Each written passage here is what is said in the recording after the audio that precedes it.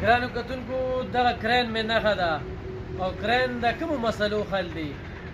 د بعضې ناسورو خلکو جړلې ویستل، ګن ترک چې کوم دی هغه خیالي ته غورځول او منډان وباسو. منډان ښه نو دې پېرې چې ټاپه وښی نو هغه صرف په دې کرین باندې وښی او د خیالي په دغه سین نه دی. انشاءالله دغه ځای کې به د ګن ترک دپاره بېل ځای وي، بشیر کاکا به ورته ولاړي او دغه ځای کې به یو ښکلی پارک جوړو او خلک به راځي او صدریاب به هم ډېر ښکلی کوو انشاءالله. او همدا کرین به او دا به راسره څنګ په څنګ وي. نو دې پېرې ټاپه صرف په کرین د پي کې 65 عوام وی انشاءالله رانه به مایوسه کېږي نه. چې کوم غدار نو اول به داسې راغله او بیا به له مونډان وباسم. چې دا وګوره بشیر کاکا ډېره ښکلې خبره وکړله.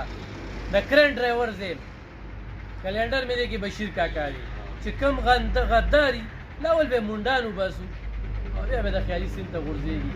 راځئ کرین خو ما د داري پرې میلاو شو.